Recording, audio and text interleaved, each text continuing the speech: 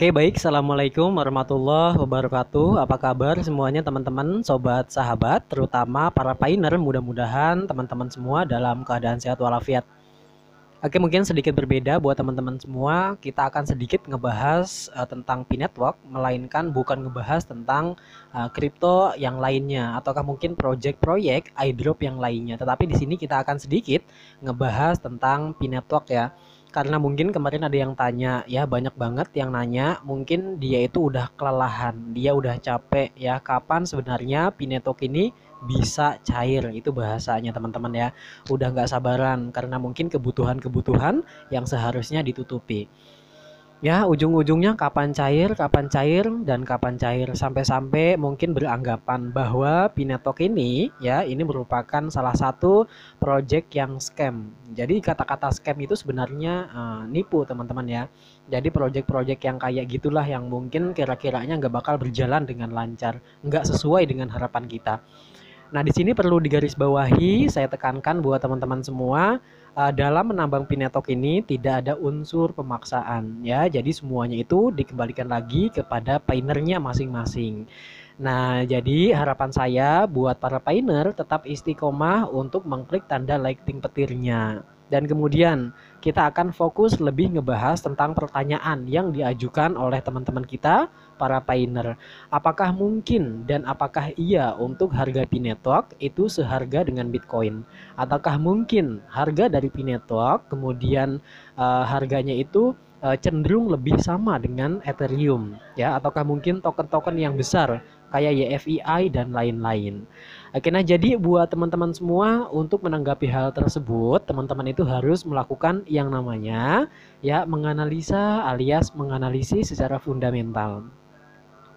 Oke, nah kalau misalkan berbicara untuk masalah token, berbicara juga untuk masalah koin, poin, ya apapun itulah intinya cryptocurrency, semuanya itu teman-teman tergantung dari holdernya. Ya, tergantung dari holdernya, tergantung juga dari komunitasnya. Jadi, buat teman-teman semua, sebenarnya gampang-gampang aja ya untuk menganalisa ataupun menganalisis secara fundamental.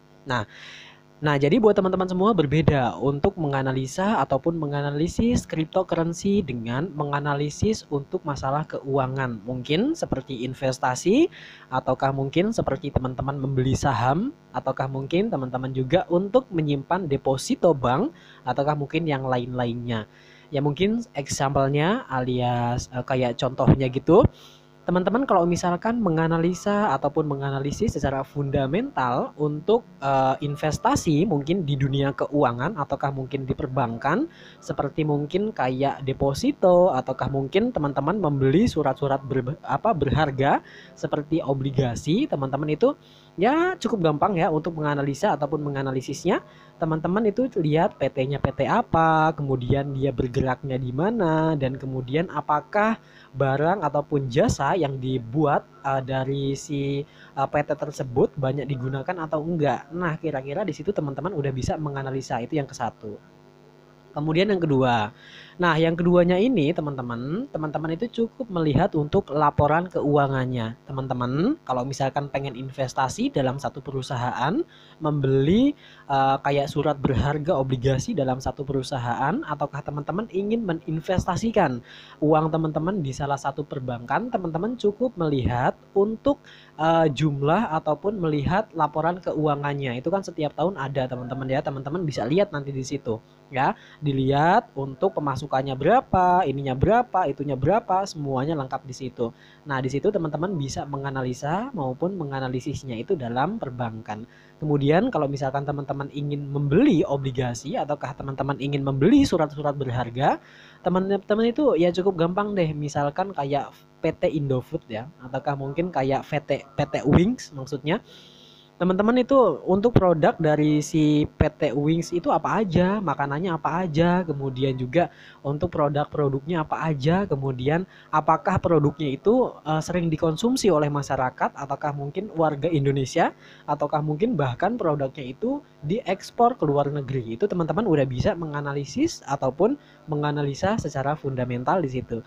Contohnya mungkin kayak PT tersebut dia itu memiliki produk maupun memiliki produk yang sekiranya banyak dikonsumsi oleh masyarakat. Itu yang pertama. Kemudian ternyata ini go public juga nih. Ternyata untuk produknya pun diekspor sampai ke luar negeri. Ya kayak Sido muncul dan lain-lain. Itu mungkin teman-teman bisa untuk menganalisa maupun menganalisis secara fundamental.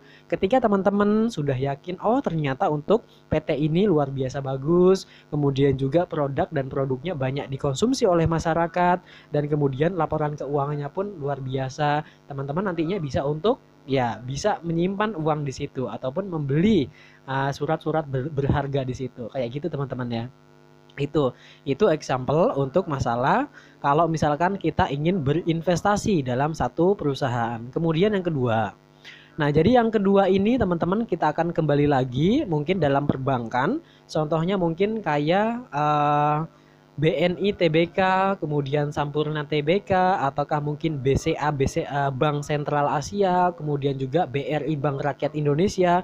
Ataukah mungkin ketika memang kita ingin berinvest ataukah ingin membeli slot saham yang diberikan oleh bank tersebut, teman-teman bisa untuk menganalisa maupun menganalisis dengan cara melihat untuk laporan keuangan per tahunnya teman-teman. Teman-teman nanti bisa lihat di situ. Ataukah mungkin BCA ini banyak yang pakai, banyak juga nasabahnya enggak. Kemudian BRI juga, BRI banyak nasabahnya enggak, kemudian banyak yang pakai juga enggak gitu kan ya. Teman-teman nanti bisa lihat di situ semuanya. Kalau misalkan teman-teman sudah lihat untuk laporan keuangannya, kemudian teman-teman bisa untuk melanjutkan apakah teman-teman yakin ingin berinvest di salah satu perbankan tersebut yang telah disebutkan tadi. Begitu teman-teman ya, kurang lebih. Dan kemudian kalau misalkan kita menganalisa dan menganalisis untuk salah satu cryptocurrency. Jadi beda teman-teman ya. Menganalisa salah satu perusahaan contohnya yang telah saya sebutkan tadi dengan cryptocurrency itu berbeda. Bedanya apa Bang? Kalau kita menganalisa maupun menganalisis perusahaan, teman-teman cukup melihat laporan keuangannya. Kemudian juga example di luar sana masih banyak, teman-teman barulah untuk menyimpulkan. Nah, berbeda dengan menganalisa maupun menganalisis secara fundamental untuk cryptocurrency. Kalau di cryptocurrency itu teman-teman kita bisa melihatnya itu kayak apa ya? Kayak gini deh. Tokenomiknya. Jadi tokenomik itu teman-teman mungkin ada yang belum paham dengan tokenomik. Sebenarnya yang disebut dengan tokenomik dalam satu cryptocurrency. Oh iya teman-teman ya, semua cryptocurrency, semua itu mata uang ya, apapun itu ya, cryptocurrency intinya dia itu memiliki tokenomiknya ya, tokenomik yang berbeda-beda. Bahkan ada juga tokenomik yang sama. Nah, jadi dalam bahasa tokenomik itu sebenarnya fungsi ya, fungsionalitasnya apa. Nah, jadi untuk si cryptocurrency itu apa fungsinya? Tokenomiknya buat apa? Apakah dia lebih cenderung menjaga kestabilan harga? Ataukah mungkin untuk tokenomiknya bisa digunakan untuk barter? Ataukah mungkin tokenomiknya itu bisa digunakan sebagai penampung koin? Ataukah mungkin pembentukan smart contract? Ataukah mungkin untuk si token ini bisa digunakan untuk permainan? Ataukah mungkin si kayak cryptocurrency ini bisa diterima di mana-mana? Itu sebenarnya lebih cenderung ke fungsionalitasnya, alias fungsi dari cryptocurrency itu apa sebenarnya, gitu teman-teman ya. Dan kemudian untuk masalah harga tadi kita akan kembali ke situ. Nah, jadi buat teman-teman semua sebenarnya untuk Pinetok ini apakah harganya akan mahal ataukah mungkin cenderung lebih murah? Oke, nah jadi buat semuanya, buat teman-teman semua, untuk penentuan masalah harga itu sebenarnya itu ada dua versi. Yang pertama itu ditentukan oleh developernya, itu yang pertama. Kemudian juga yang kedua itu ditentukan oleh para pioneernya. Maksudnya ekosistemnya itu ataupun komunitas tersebut yang menentukannya. Nah, jadi kalau misalkan teman-teman ingin harga Pinetok ini lebih mahal, itu kalau menurut saya enggak ya. Kayaknya enggak deh teman-teman ya. Sebab buat teman-teman semua nantinya untuk ketika listing Pi Network nanti di kemudian hari itu diawali dengan harga 0 ya. nggak masalah teman-teman sebenarnya ya. Untuk Pinetalk ini launching bisa-bisa aja. Pinetalk itu bisa listing dengan harga $100 bisa. Pinetalk ketika listing di market dengan harga $1.000 juga bisa. Kemudian Pinetalk ini bisa listing dengan harga $500 juga bisa. Semuanya bisa. Ya, ketika listing di market itu nggak ada yang salah. Mau listing berapa-berapa juga nggak ada yang masalah teman-teman. Semuanya bisa diputuskan. Semuanya bisa listing dengan harga yang langsung tinggi. Nah, cuman teman-teman, apakah nanti ada holdernya? Ya, ataukah mungkin yang lebih murni ketika memang nanti Pinetalk ini sudah listing, kemudian sudah ada di market, itu dimulai dengan harga zero alias nol. Dan kemudian nanti para holdernya itu nantinya ngebutuhin untuk memegang si Pinetalk tersebut dengan cara mungkin dia bisa beli, kemudian ya nanti cenderung harganya itu lebih tinggi karena memang untuk holdernya pun banyak gitu teman-teman ya. Jadi untuk Pinetalk ini kalau menurut saya ya harganya tentunya diawali dengan nol ya. Karena untuk Pinetalk ini bukan kayak apa ya teman-teman ya. Intinya gini aja deh, nanti kita lihat ya nanti untuk Pinetalk ini untuk harganya apakah dia akan listing di angka 360 USD ataukah mungkin akan listing di angka 1000 USD. Nah, jadi buat teman-teman semua, untuk Pinetalk ini nanti bakal diawali dengan harga lebih relatif rendah, yaitu bisa jadi nol harganya. Nanti ketika di market itu harganya nol, ataukah mungkin dia sudah ada patokannya bahkan $1 itu bisa jadi.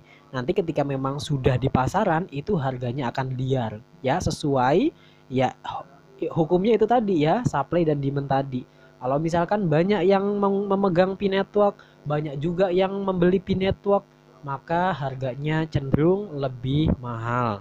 Dan kemudian gimana caranya lebih mahal kembali? Yaitu sebenarnya dikembalikan lagi kepada tokenomics-nya gitu teman-teman ya, kurang lebih.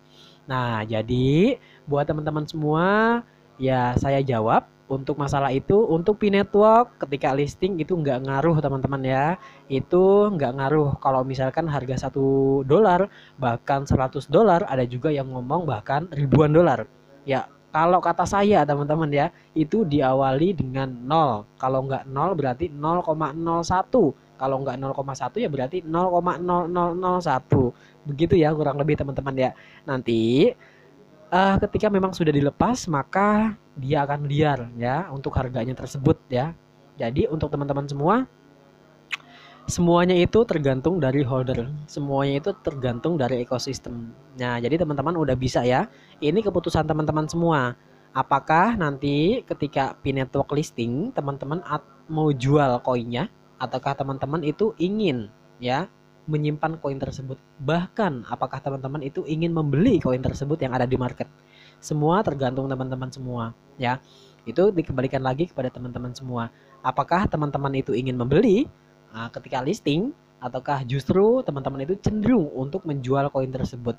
Ketika memang nanti sudah listing, teman-teman itu berbondong-bondong ya, para pioneer itu untuk menjual koinnya, maka harga cenderung lebih relatif rendah. Kemudian harga cenderung lebih menurun ya. Jadi buat teman-teman semua, semua keputusan ada di tangan teman-teman semua. Oke. Nah, jadi buat teman-teman semua, mudah-mudahan video ini bermanfaat. Jangan lupa di-share pada yang lain. Terima kasih. Assalamualaikum warahmatullahi wabarakatuh.